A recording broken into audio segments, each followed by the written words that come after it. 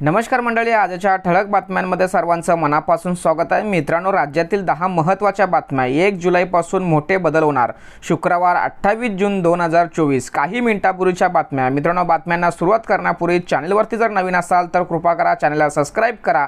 अशाच महत्त्वपूर्ण अपडेट, महत्त्वपूर्ण बातम्या या चॅनलवरती येत असतात। चला तर मित्रांनो, आजच्या ठळक बातम्यांना सुरुवात करूया।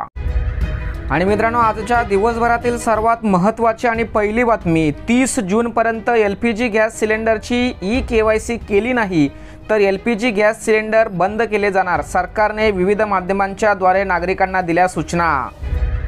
आणि यानंतरची दिवसभरातील सर्वात महत्त्वाची बातमी, मराठा समाजाला आरक्षण देताना इतर मागासवर्गीय म्हणजेच OBC किंवा इतर कोणत्याही समाजावर अन्याय होणार नाही, असे आश्वासन मुख्यमंत्री एकनाथजी शिंदे यांनी पत्रकार परिषदेमध्ये दिली। आणि जिओचे सिम कार्ड वापरणाऱ्या ग्राहकांसाठी अतिशय महत्त्वाची अपडेट, जिओ ग्राहकांच्या खिशाला आता मोठा भार बसणार आहे। अनलिमिटेड प्लॅन होणार महाग। नव्या प्लॅननुसार 28 दिवसांसाठी 5G unlimited daily 2 GB plan घ्यायचा असल्यास ग्राहकांना आता 189 रुपये मोजावे लागणार आहेत। यापूर्वी सेम प्लॅनसाठी ग्राहकांकडून 155 रुपये आकारण्यात येत होते। आणि सर्वांचं मन हेलवणारी बातमी, धक्कादायक बातमी, रुग्णवाहिनी न मिळाल्यामुळे गडचिरोली येथील 4 वर्षाच्या मुलाचा झाला मृत्यू। चिमुकल्याच्या मृत्यूनंतर आरोग्य सेवेचे धिंदवडे। पावसाळ्यामध्ये आरोग्य सेवेकडे लक्ष देण्याची गरज।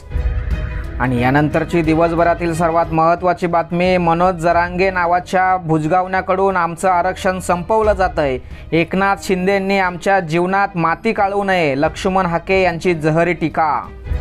आणि राज्यासाठी ही बातमी अतिशय महत्त्वाची, तसेच बीड जिल्ह्यासाठी ही बातमी अतिशय महत्त्वाची। विधानसभा परिषदेमध्ये 5 जागांसाठी भाजपाकडून 3 पराभूत नेत्यांना संधी। पंकजा मुंडे यांना संधी मिळणार का, संपूर्ण राज्याचे लक्ष। आणि कॉलेजमध्ये उच्च शिक्षण घेत असलेल्या विद्यार्थ्यांसाठी अतिशय महत्त्वाची 10वी पास विद्यार्थ्यांसाठी टॅबलेट योजना सुरू। महाराष्ट्र शासनाच्या महाज्योती संस्थेमार्फत ही योजना राबवली जाणार आहे। ऑनलाईन अर्ज झाले सुरू।